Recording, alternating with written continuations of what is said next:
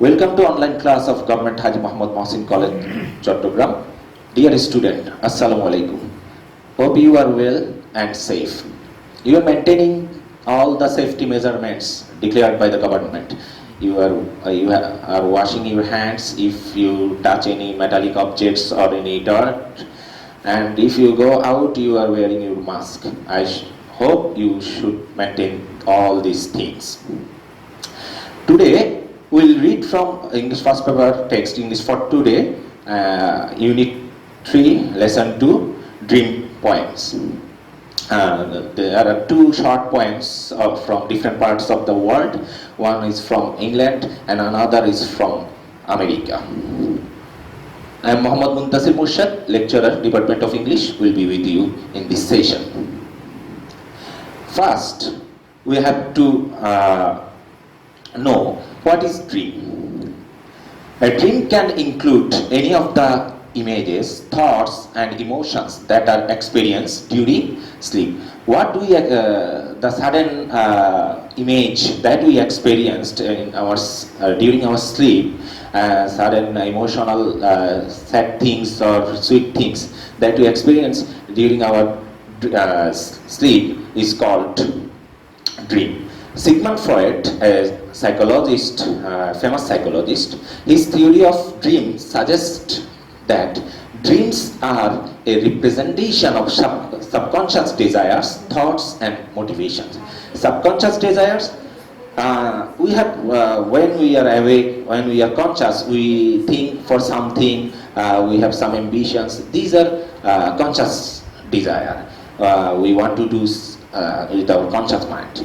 But subconsciously we also hope for something. That is, those hopes are called subconscious desire, thoughts and motivation. And in dream, these hopes and desires, thoughts, motivations get some expressions. This is Sigmund Freud called it dream. Do you know this man? This is D.H. Lawrence. David Harvard Lawrence, and he was born on 11th September 1885 in Nottinghamshire, England, and died on 2nd March 1930 at the age of 44. Very short life. And he was a novelist and poet. He is a British poet. He completed his graduation or his higher studies from University College, Nottingham. And he is a modern poet. Among his notable works, his famous novels are Sons and Lovers, The Rainbow, Women in Love, John Thomas and Lady Jane, Lady Chatterley's Lover, and shorter stories, Order of Chrysanthemums, and The Virgin and the Gypsy, The Rocking Horse Winner. Before going to the text, we need to know some important words. So the first one is dusty. It is covered in dust. It also means dull and muted or some grey color. And the second word is recess. It is a type of leisure, a suspension of business or procedure often for rest or relaxation. It also indicates a secluded place, also indicate cleft. Vanity, something that is vain, empty or valueless. And another meaning of vanity is having some offensive pride. This is the poem. Title is Dreams, D.H. Lawrence. Now I will read the poem.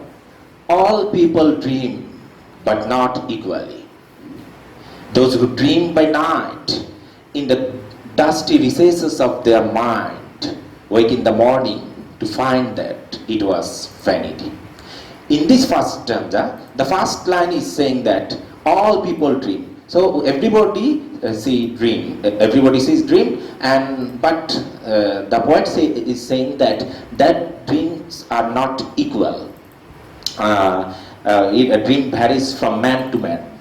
Somebody may have dreams of flying in the sky. Somebody may have dreams of having lots of money. So different people, different dreams.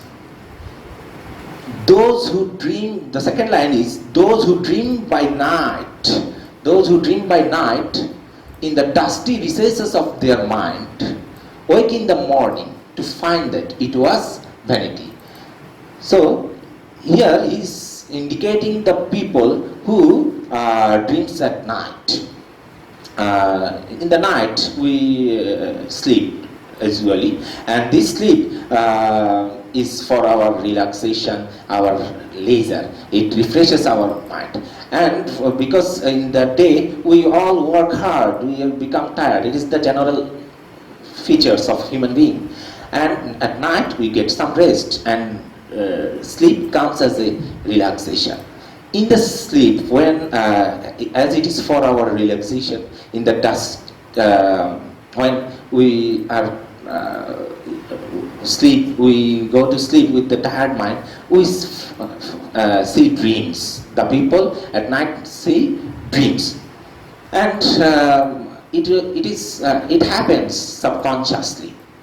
And when we wake up in the morning, we find that, oh, what we have seen at night, it was vanity. The poet is saying that people who see dreams at night, when they wake up in the morning, find that dream as valueless, it is meaningless. Oh, what have I seen? I have nothing to do with those dreams. In the second stanza, it is started with but the dreamers of the day are dangerous people. The poet brought here a significant difference with the people who dreams in the day. How is it possible? Do we see dream in our daytime? We are awake. We know that, as in the definition, we have seen people enjoy dream at night during sleep. But here the poet is saying that some people see dreams at daytime with open eyes, and considering them dangerous people. In the next line, he is saying that for they dream their dreams, for they dream their dreams with open eyes. This is the significant point. Daydreamers, whom he is calling daydreamers, and he is calling them dangerous people, and these dangerous people see dreams in the daytime with open eyes. This is a very significant difference. At the night, what dream we see, the general people see dream at night, but these dangerous people see dream at daytime. And the last line is the very important line of this poem. What? And make them come true. Then the daydreamers make their dream true. They don't say that, oh, what I have thought, what I desire is not a valueless thing. What I desire is I desired it for making it true. So daydreamers are those people who who see their dreams at the daytime and making their dream come true. So general people see dreams at night. If we look back to our independence, at that time we have nothing. We are very helpless people. We are tortured by the Pakistani rulers and the Pakistani soldiers who are very much armed. But we had a daydreamer, our father of the nation, Bangabandhu Sheikh Mujibur Rahman, and he helped us to dream of independence with our empty hand. And for that valiant dream, we got our independence. We got Bangladesh as a result, and that is daydreaming. And the poet D.H. Lawrence is indicating to that thing. There are two types of dream. One is night dream that becomes valueless. It is a physiological fact. But when we dream with open eyes, that is a dangerous thing, because that takes us to a long way. That takes us to a bright future, like the dream of our father of the nation. And if we consider the Wright brothers, people thought that how can we fly with, general people thought that how can we fly with our hands. But Wright brothers make it possible for the people to fly in the sky. So at that time when they told that we could fly with something, and people say that, oh, you are mad. So daydreamer will be mad, but they are dangerous. They will give humanity new hope. So what are the main points of this poem? There are two patterns of dream. One is night dream and another one is daydream. Night dream is a physiological fact, but daydream is not only physiological fact, it is our future, it is our hope for living in this world. And the second point is dreams of night is valueless. Most of the night dream is valueless. It comes as a physiological fact, and Sigmund Freud also told us that the dream that we experienced in night is actually the representation of our suppressed desire. And the third point is daydreamers, who are dangerous people, according to D.H. Lawrence, David Herbert Lawrence. And why that people are dangerous? Because daydreamers are determined to achieve their goals. What is their goal? They try to achieve it. This is the significant thing. So we should be a daydreamer. Now we are going to our next slide. Though it is not that much clear, this man, this handsome black man, is an American poet. His name is James Mercer Langston Hughes, and he is also a daydreamer. And he was born on February 1, 1902. And he is an American black poet. He completed his higher studies from Lincoln University, though after his high school, he read 1 year in Columbia University. Then he involved in a movement. The name of that movement is Harlem Renaissance, and that movement is a cultural movement. And in that movement, American black people wanted to show that we are not valueless, we are equal as the white people. Because why they had to say it?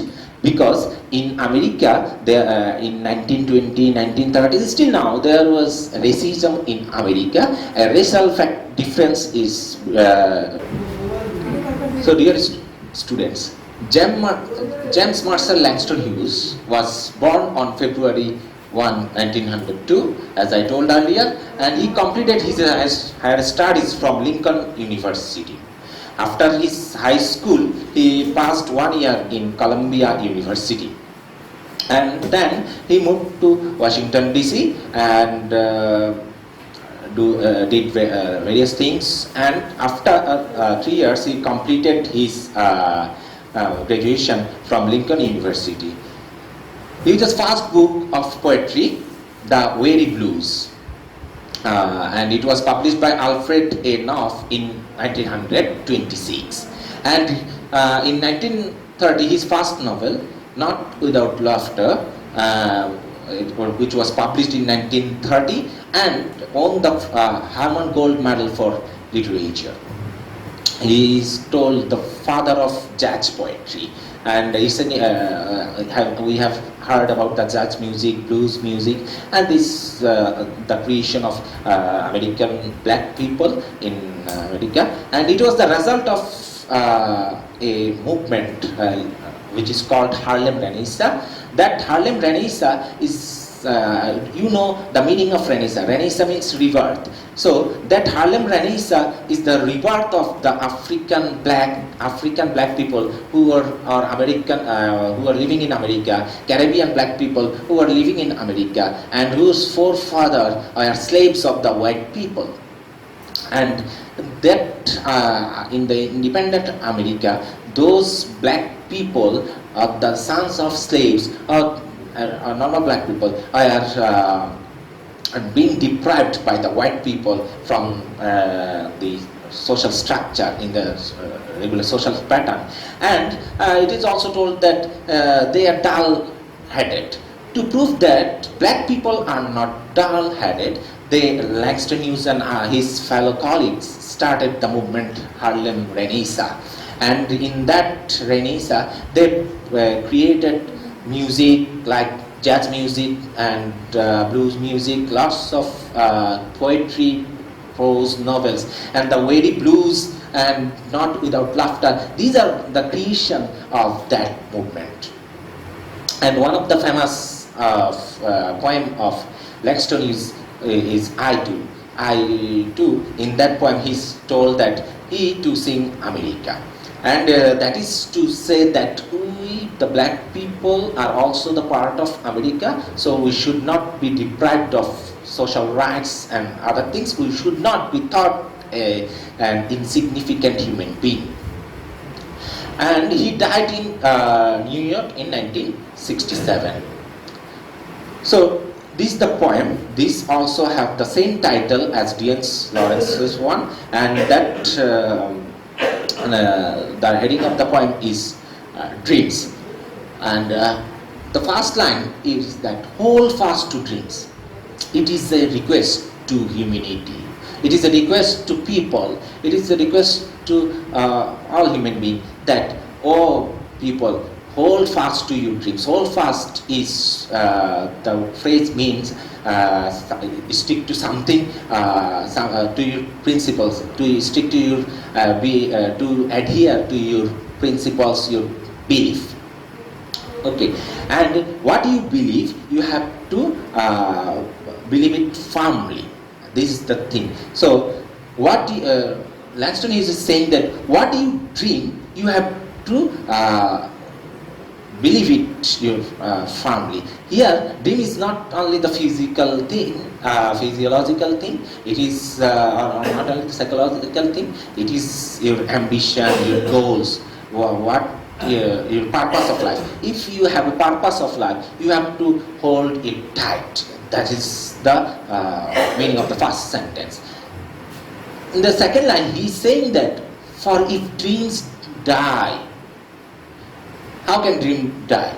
That means if you do not have any dream, or if you cannot hold your dream tight, you cannot stick to your dream, then what happens? Life is a broken winged bird. Life is a broken winged bird. That means life is compared to a bird whose wings are broken and it cannot fly. If we see, if we want to see the same thing in our life, we'll find that if we do not have any dream, we will be lifeless. We will be lifeless. We do not have any charm. We do not have any purpose in our life. When we will, in the last line of this stanza, he's saying that cannot fly. That means a broken bird cannot fly. If any man doesn't have dream, he will also cannot proceed in his life. He will not have any purpose. A purposeless life is like a boat without sailor. This is very much true. We must have some purpose in our life to live our life and to keep us alive as an individual. Every individual person must have a dream.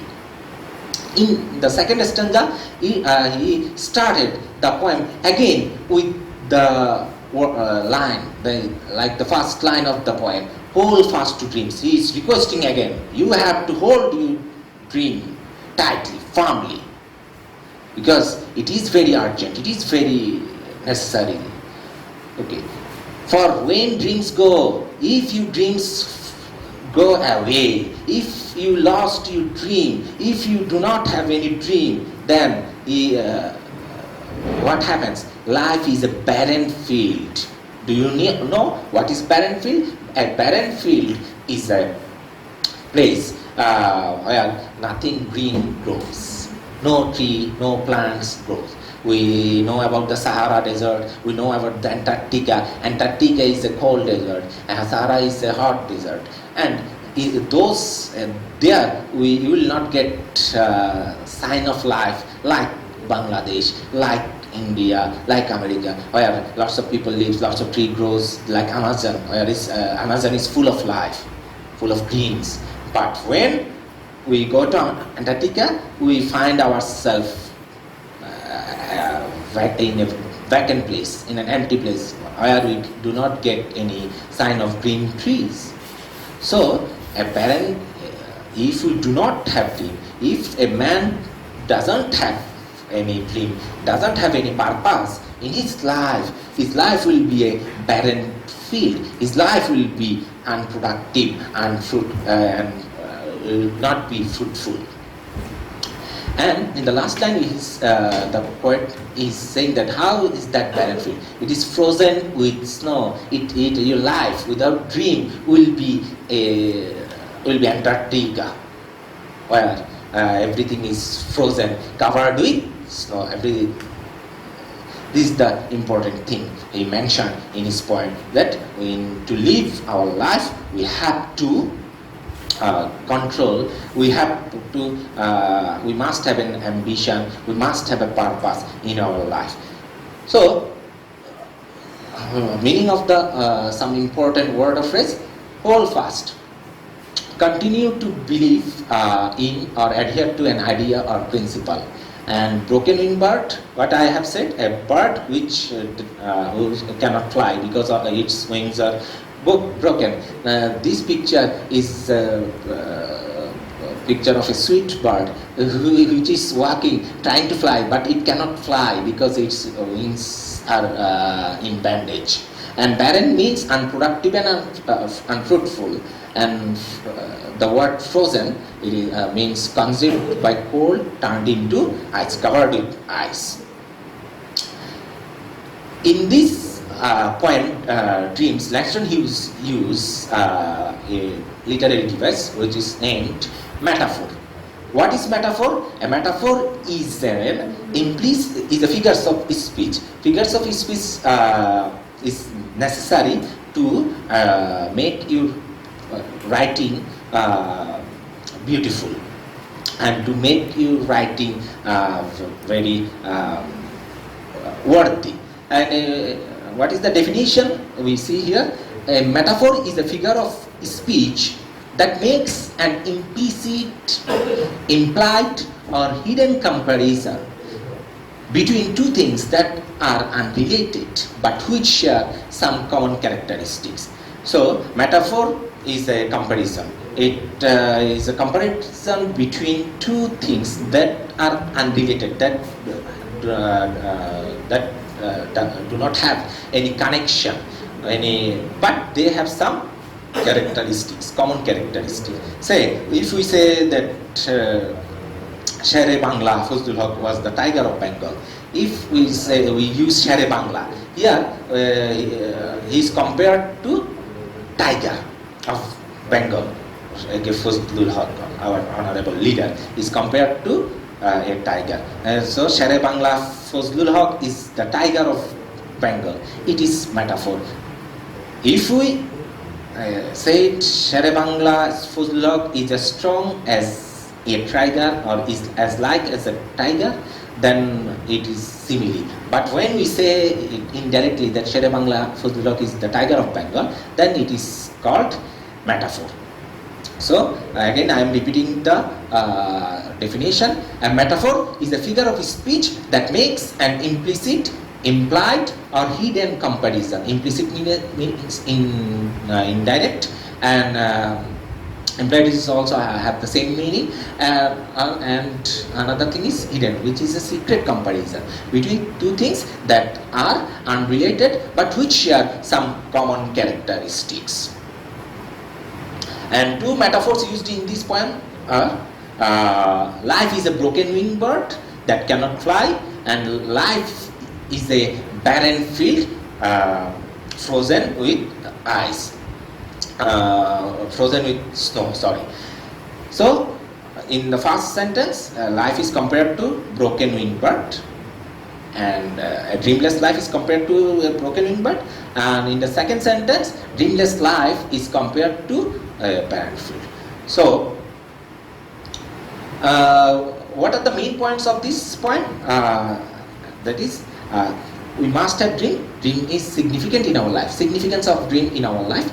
And another thing, what happens if dream is absent in our life? Absence of dream makes us lifeless.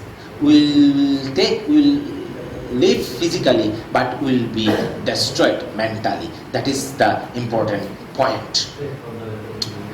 So your homework for this class, though we have difficulty to check it down, but you should practice the summary writing of these 2 points in your house and check by yourself. But you have to practice it. This is your homework. Write down the summary of these 2 points. Before finishing our class, I have few suggestions for you. You have to stay home. You have to stay safe, and you have to study regularly. Staying doesn't mean that you will not study. You will play. You will do lots other things. You will use your smartphone to have chat with your friends. You can do it in a limited way, but you have to. Your main purpose is study. You have to study regularly, and but always wash your hands, clean your room, and talk to your father and mother politely and in a good way. So have a good life and safe life. Thank you.